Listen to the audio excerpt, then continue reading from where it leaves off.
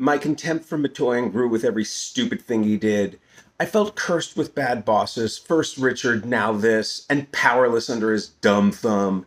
And I knew it couldn't just be me because Ellen felt the same way about him, and we were letting everyone in town who would listen know about it. While still emotionally hugging to his face, bad-mouthing Matoyan behind his back became inseparable from talking about HBO in general. At more or less every lunch, people would ask me about Matoyan, and I would say something just south of subtle, like, well, it's a hard transition coming from the network TV movie world to having to learn to rely on your own taste. Or, he's still concerned with ratings. Ellen, being Southern, was twice as understated and 5 times as cutting. Matoyan's so negative. It's never a great job, but for John, the but always comes first, making whatever compliment he's saying afterwards sound insincere. The compliment is like a balm to take the sting out of the insult. Oh, and today we weren't allowed to hire someone for a minuscule part because the actress was in some Pauly Shore sitcom when Matoyan was over at Fox. Apparently, this sitcom was a point of contention between Matoyan and Rupert Murdoch.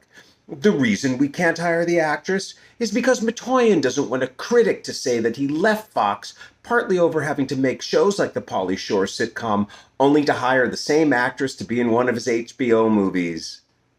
What critic is even going to mention John Matoyan, let alone know of his existence?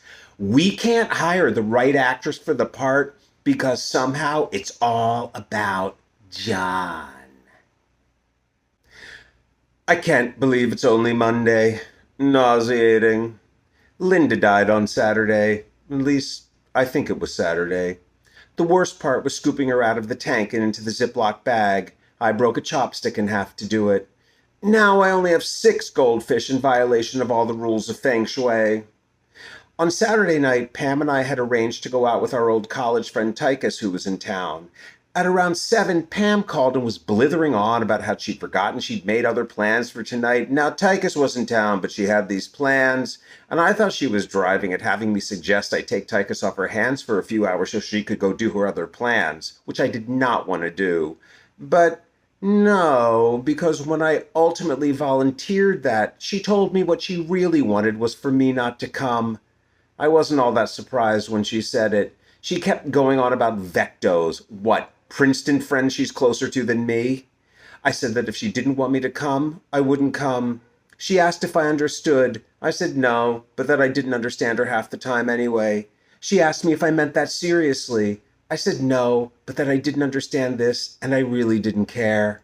She asked what I was doing later, and I said I'd made no plans, but that she should call after dinner if they decided to go out as a group. She said she would. She never called. Breastmen rap today. I'm bailing on the rap party. On Thursday, I went looking for Ellen, and her assistant told me she was in with Matoyan, and weirdly, I instinctively knew why, and I was right. Basically, Matoyan found out that we'd been bad-mouthing him all over town. It freaked out Ellen more than me, in part because the conversation happened to her. He specifically told her not to tell me, though she immediately did, as he apparently plans to spring it on me in the next few days. And in part because I care so much less. Matoyan knew we thought he was incompetent, a fool, etc. Ellen denied everything. After lunch, at the urging of her slightly panicked husband, she went back into his office and tried to cry, or at least get all misty-eyed. The bottom line is, I didn't give a shit. Not even a tiny gut-wrenching sensation at having been found out. Fuck him. He is a moron. I don't care, which is bad, bad, bad. On Friday, Ellen told me she'd done a little soul-searching the night before and realized that her lack of distress distressed her most. It reminded me of that time when my old boss Richard told me he was of the opinion I didn't respect him. I didn't, so why would I give a fuck about his opinion?